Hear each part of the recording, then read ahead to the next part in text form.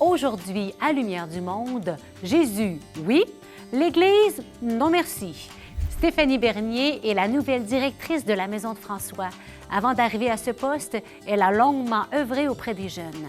A-t-elle rencontré des gens qui lui ont dit « L'Église, non merci, ça ne m'intéresse pas ». Monsieur Jean Gagnon est un chercheur de Dieu et comme bien des gens, il l'a cherché dans différents courants spirituels. Il nous parle de ce qu'il a découvert sur Jésus-Christ et surtout sur l'Église. Dans sa chronique, Louis-André Richard s'interroge sur la différence entre spiritualité et religion. Voyons quelles sont ses conclusions.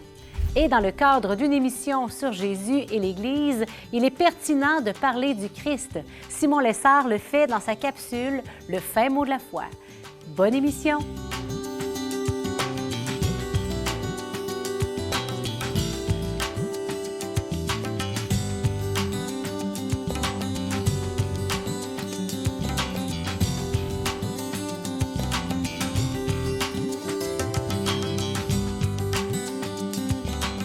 Je pense qu'on a à être des témoins de plus en plus crédibles. Je pense que comme baptisés, engagés, on a à être des témoins de la paix et de la joie qui nous habite.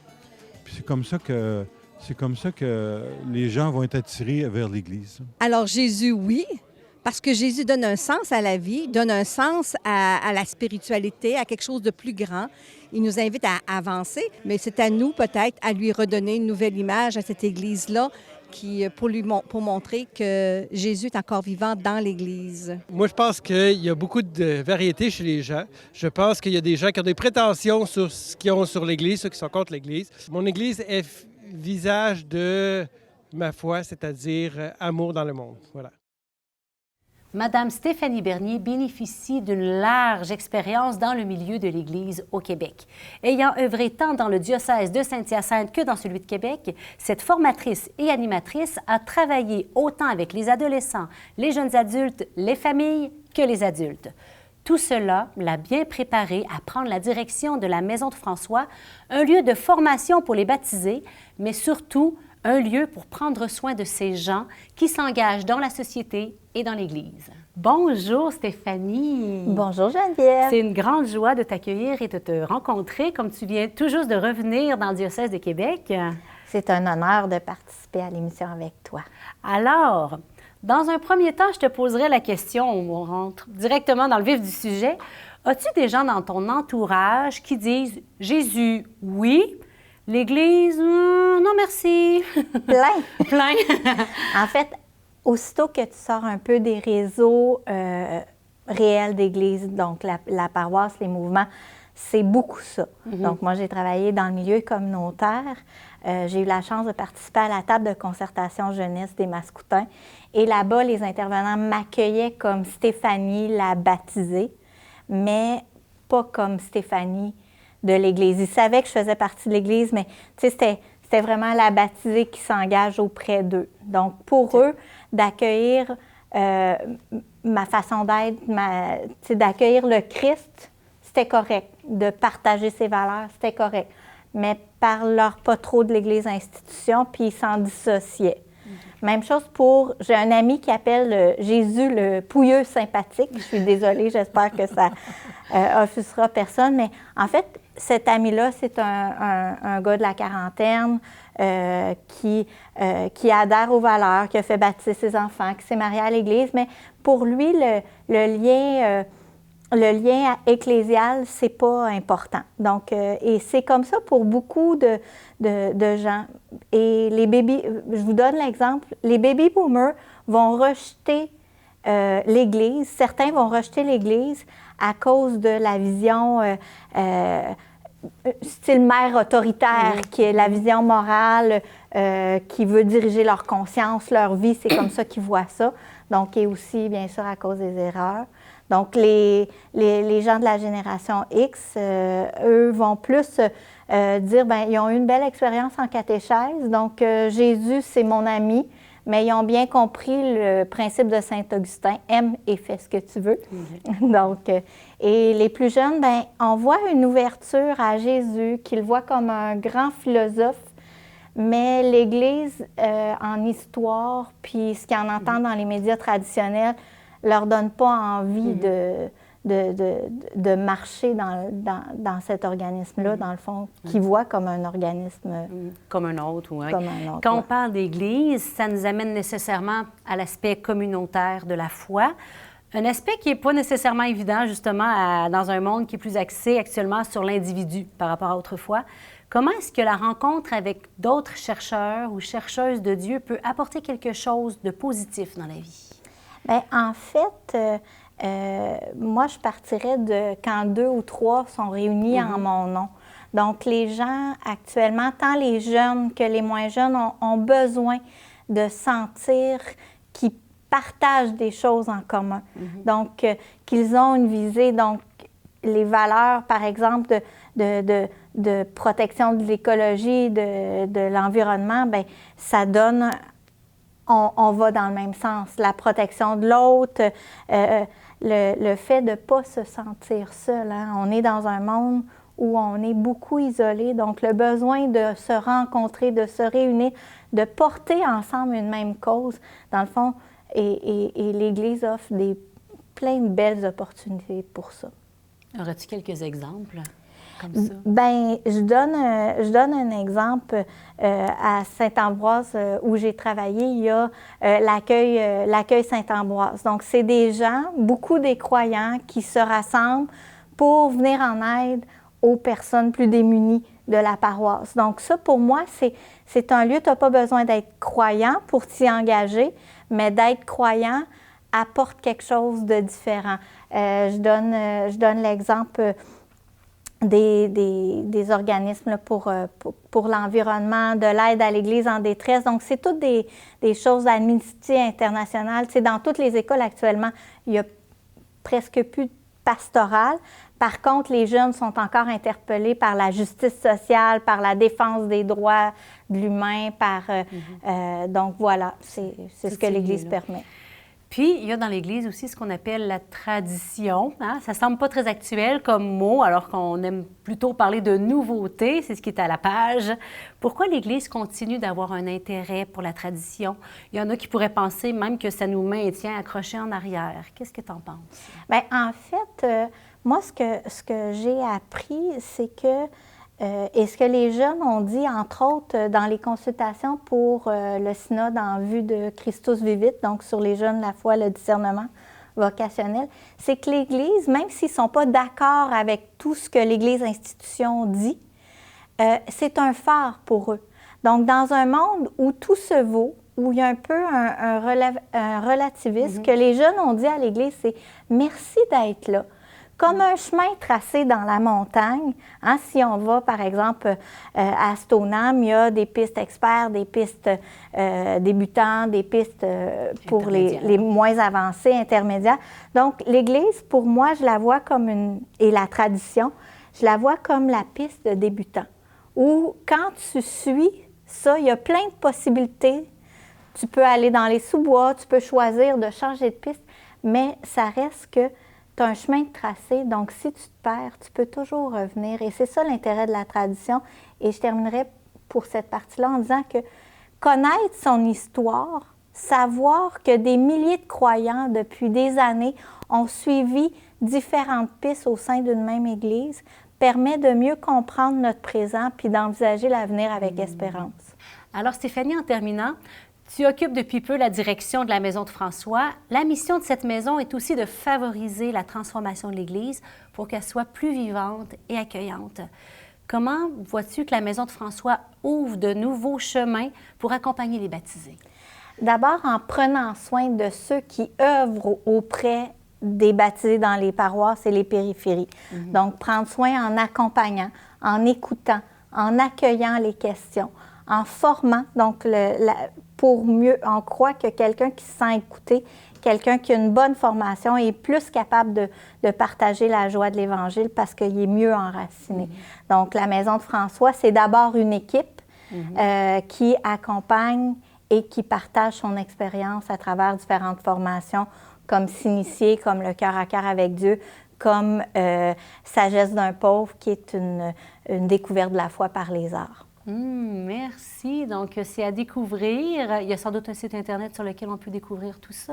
Oui, la Maison de François, et c'est important de mettre les tirets, et pour la trouver plus facilement, ECDQ. Donc, la Maison de François, ECDQ. Un grand merci, Stéphanie. Une belle mission à toi avec les œuvres et tout ce qui se passe à la Maison de François. Merci de nous avoir rejoints aujourd'hui. Merci, Geneviève. Comme bien des gens, M. Jean Gagnon a eu des moments dans sa vie où il a été plus proche de l'Église et d'autres où il a été un peu plus loin.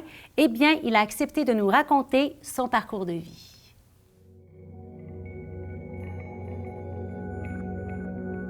Bonjour, je m'appelle Jean Gagnon, j'ai 58 ans. Je suis marié depuis 1991, père de 3 enfants et depuis le mois de juillet dernier, grand-papa. Je suis issu d'une famille croyante, mais qui ne célébrait pas la foi. Alors moi, mes parents m'ont jamais obligé à aller à la messe. Et en fait, j'ai été proche de l'Église par ce qui se passait à l'école, par les sacrements. J'avais aussi un attachement à Jésus. Même à l'adolescence, j'avais un coin de prière dans ma chambre. Et je me rappelle en secondaire 3, j'ai fait chantier étudiant où on montait des spectacles en pastoral pour présenter dans les résidences de personnes âgées. Au cégep, j'ai fait des charismatiques.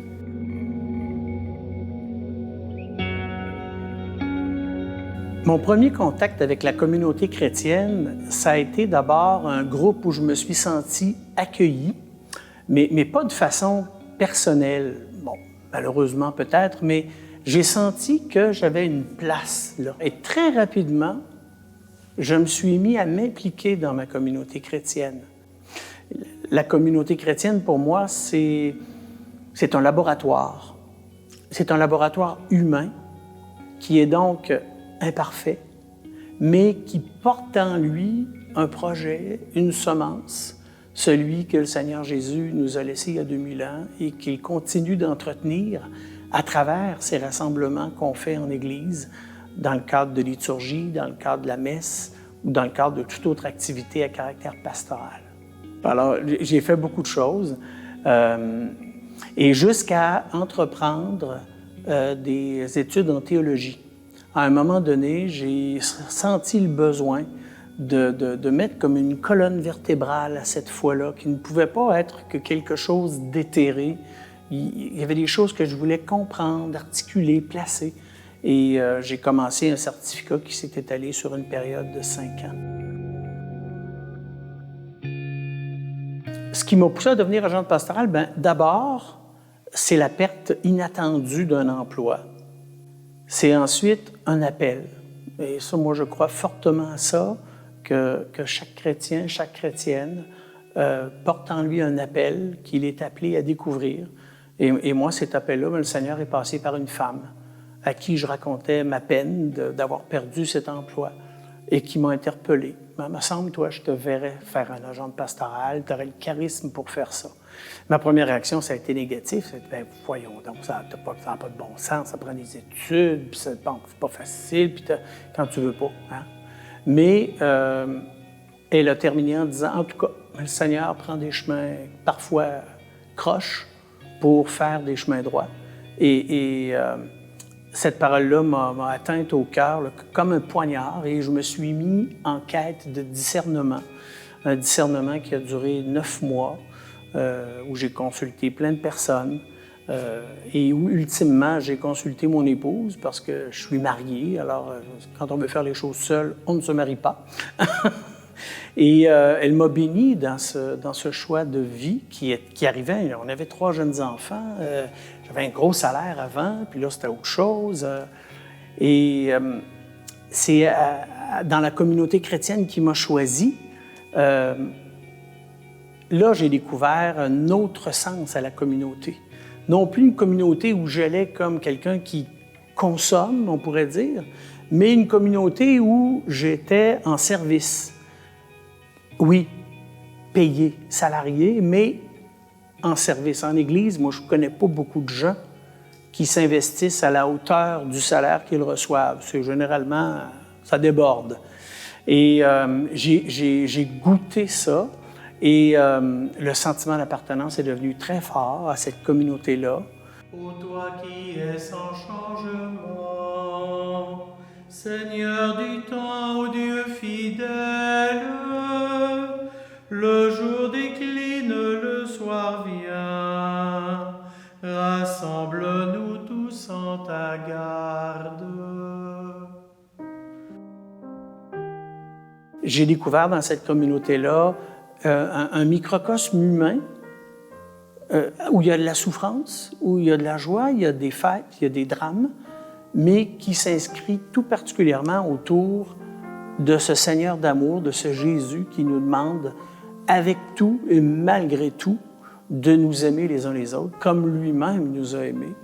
Et ça, je pense que c'est le plus bel apport que l'Église peut faire aux gens, je dirais aux gens qui hésitent à se joindre à une communauté chrétienne ou qui rechignent au sujet de leur communauté chrétienne, d'arrêter de chercher le milieu idéal et parfait et de voir comment moi je peux m'inscrire là-dedans pour en faire quelque chose de plus beau, pas plus, mais pas moins que ce que je suis capable d'offrir, parce qu'il n'y a pas une communauté chrétienne qui est plus forte que le plus faible de ses maillons, de ses membres. Hein? Alors, la communauté chrétienne, elle est essentielle. Je pense que, bien sûr, l'appel, il est personnel. La réponse que je donne au Seigneur, elle est personnelle. Le « je », il est éminemment présent. Ne dit-on pas d'ailleurs dans le credo « je crois en Dieu », mais cela n'a pas de sens si ça ne s'inscrit pas dans un ensemble plus large que dans le christianisme, on incarne dans une communauté chrétienne. On vit dans un monde aujourd'hui où, me semble-t-il, on est beaucoup dans le chacun pour soi. Et il y en a beaucoup qui sont dans cette posture-là et qui diraient « ben non, voyons donc ». Mais au final, quand on y pense, on aime bien fonctionner tout seul. Hein? Moi, j'appelle ça la culture du « on est capable tout seul ». Mais en matière d'amour et en matière de relations, qui sont, je pense, les deux piliers de l'existence humaine, hein? Qui ne veut pas aimer et être aimé? Qui ne veut pas vivre des relations saines avec les autres? Eh bien, pour moi, Jésus apporte des pistes à explorer pour en arriver à cela. S'aimer soi-même, aimer mieux les autres, aimer mieux Dieu, bien sûr, parce que tout part de lui. Aimer le monde dans lequel on vit, arrêter que de voir que le négatif, mais de voir le positif. Et l'Église, qui est loin d'être parfaite, est-ce qu'on a amplement d'exemples pour le démontrer, demeure un lieu où on peut expérimenter ce projet-là à plus grande échelle que simplement mon « je me moi ». À travers des œuvres caritatives auxquelles je participerai, et tout ne passe pas par l'Église, j'en suis conscient, mais l'Église est quand même un milieu pour moi qui est idéal pour celui qui veut le mieux s'approcher de l'expérience humaine que Jésus propose et qui, à son terme, est appelée à devenir une expérience divine. Donc, aimez-vous les uns les autres comme je vous ai aimé. Tout seul, dans ton sous-sol, tu iras pas loin.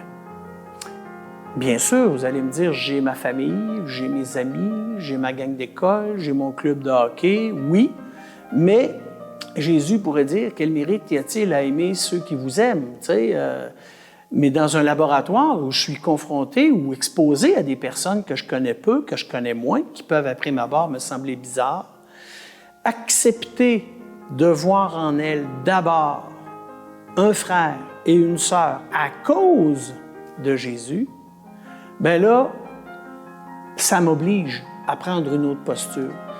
Moi, j'aime beaucoup dire qu'être chrétien, pour moi, c'est le plus souvent possible chercher à voir le Christ dans la personne qui est devant moi. Et en même temps, chercher à être le Christ pour cette personne. Alors imaginez si toutes nos relations étaient teintées de cette dynamique, il y a beaucoup de choses qui changeraient. Je ne peux plus rester étranger à l'itinérant qui me quête un 25 cents. Je ne peux plus m'en balancer de la personne qui vient à moi en pleurant. C'est le Christ qui vient à moi et moi, je veux être Christ pour elle. Alors, la communauté chrétienne, parce que je ne suis plus seul, est un milieu pour vivre cela à travers, bien sûr, d'autres espaces que la vie nous propose.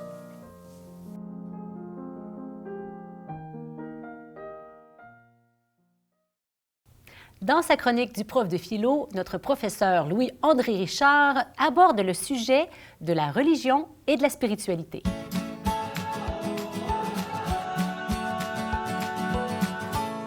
Bonjour Louis-André. Bonjour Geneviève. Alors, spiritualité, religion, semblables, différents. Quoi en penser?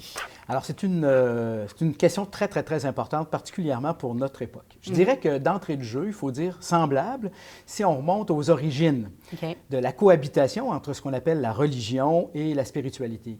Le prof de philo que je suis est intéressé et attaché au mot. Alors, je te dirais que le mot religion, quand on remonte à l'origine étymologique, on reconnaît le verbe relier. La religion, c'est ce qui relie les êtres humains les uns aux autres. C'est une origine qui est douteuse parce qu'elle est directement attribuée aux chrétiens. Quand on regarde la racine grecque plus lointaine, il y a des débats à savoir si finalement, dans le mot religion, il n'y a pas simplement l'idée de dépendance à quelque chose qui est plus grand que nous. Mais, une fois qu'on a dit ça, on peut très bien s'accommoder des deux origines, puisque l'action, la manière d'être religieux, c'est de se sentir en dépendance à l'égard de Dieu, ce qui est premier, ce qui est plus grand que nous. Et c'est aussi, quand on pratique une religion, un facteur important de cohésion sociale. On se sent liés les uns aux autres. La spiritualité, c'est un mot, quand on regarde l'origine, alors là, je vais t'intriguer, Geneviève, puisque il y a un lien entre un pneu de voiture et esprit, qui a donné spiritualité. Saurais-tu me dire quel est ce lien? C'est le pneumatique, l'air, c'est ça, hein? Tout à fait, tout à fait. Ça va voilà, manque, là. absolument, parce que pneuma, en grec, ça veut dire à la fois l'air et l'esprit. Voilà. Et la raison pour laquelle ces deux significations-là cohabitent, c'est parce qu'au point de départ, on attestait la mort de quelqu'un dans le fait qu'il ne respirait plus. Il n'y avait plus d'air qui circulait. Plus d'air, plus d'activité spirituelle et intellectuelle. Donc, la spiritualité, c'est la vie de l'esprit. Alors, quand on compare les deux, on peut savoir qu'au point de départ, c'est très associé parce qu'il n'y a pas de religion sans une expression de la spiritualité. Les croyants, ensemble, se réunissent, se reconnaissent, s'entreconnaissent en partageant une spiritualité commune. Avec le temps, et c'est le cas pour aujourd'hui, on a dissocié les deux. On peut dire qu'on pratique une religion ou qu'on n'en pratique pas, mais qu'on adhère à une certaine forme de spiritualité. Chose qu'on entend souvent voilà, maintenant. Tout à fait. Alors, je pense qu'il y a matière à s'interroger sur à la fois les raisons et les inconvénients possibles de cette dissociation. Alors, d'abord, je dirais, pour résumer ce que je viens de dire, il n'y a jamais de religion sans spiritualité. Par contre, il peut y avoir de la spiritualité sans religion. D'où la dissociation auquel je fais mention tout de suite. Alors, qu'est-ce à dire? À notre époque, cette dissociation fait en sorte que les gens, on va entendre des gens qui vont dire « Moi, l'Église, ça ne m'intéresse plus. La religion comme telle, ça ne m'intéresse plus, pour toutes sortes de raisons, dont des raisons tout à fait valables. Mais en contrepartie, je suis quelqu'un qui est très attaché à ma spiritualité, c'est-à-dire que j'ai une forme, on pourrait dire, de culte domestique, de culte individuel. J'invoque un Dieu que je me façonne, que j'invente ou que je vais chercher dans certaines autres traditions. Il y a à l'heure actuelle une foule importante d'options spirituelles de toutes sortes. Alors, moi, ce qui m'intéresse, puisque j'aimerais que les gens aient l'occasion de réfléchir, c'est que dans la religion, il y a toujours d'impliquer la dimension communautaire. On ne peut pas se situer par rapport à Dieu, quel qu'il soit, sinon qu'en assumant le fait qu'on a besoin des autres pour s'épanouir, pour vivre et tout et tout. Dans la proposition d'une spiritualité sans religion, il y a le danger. Je dis bien le danger, ce n'est pas une obligation, mais il y a un risque réel d'une forme de culte individuel, frôlant parfois l'individualisme. Il y a une espèce d'accommodement avec une espèce de revendication d'un culte privé, exclusivement privé, donc exclusivement individuel. Mais c'est pas aussi ce que la société, on va dire, si je prends plus largement, nous dit, le côté le religieux, le spirituel, c'est chez vous, c'est à la maison, Voilà. on ne peut pas nous écœurer avec ça. Oui, c'est ça. Alors moi, c'est le cœur du danger, je dirais. La bonne nouvelle, c'est que quand la proposition de spiritualité éclate partout, c'est bien le signe qu'il y a un besoin intrinsèque chez l'être humain. Mais par contre, la proposition que l'on suggère pour y pallier, pour y remédier, n'est pas nécessairement respectueuse de ce qui fait au plus profond de nous notre humanité. Mille merci. Merci à vraiment toi. une belle réflexion. Vous nous ouvrez vraiment un champ très large d'approfondissement, des possibilités d'approfondissement grand. Merci. C'est mon plaisir. À bientôt. À bientôt. Simon Lessard nous revient avec sa capsule synthétique « Le fin mot de la foi ». Aujourd'hui, il nous parle du Christ.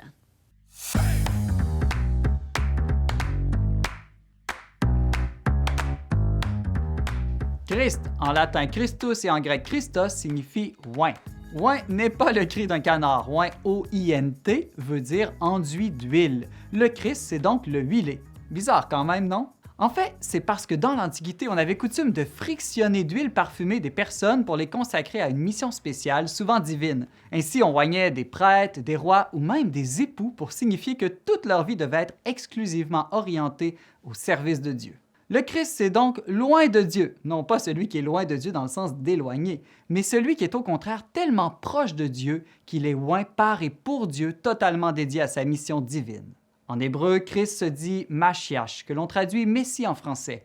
Christ ou Messie, c'est donc à peu près la même chose.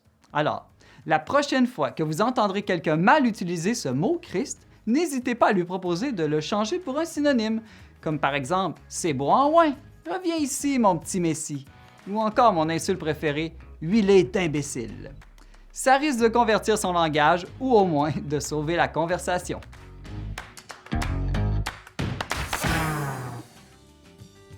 J'espère que notre émission d'aujourd'hui vous a plu. La semaine prochaine, nous irons voir quelles sont les principales forces de nos paroisses et vous y découvrirez l'intensité de vie d'un curé de campagne. Et je vous le garantis, vous risquez d'être surpris. Je vous remercie d'avoir été avec nous. Si vous voulez aller plus loin, eh bien, suivez-nous sur le site Internet, la page Facebook et la chaîne YouTube de ecdq.tv. Et vous pouvez même partager les vidéos qui vous ont touché. Portez-vous bien et moi, je vous dis à la semaine prochaine.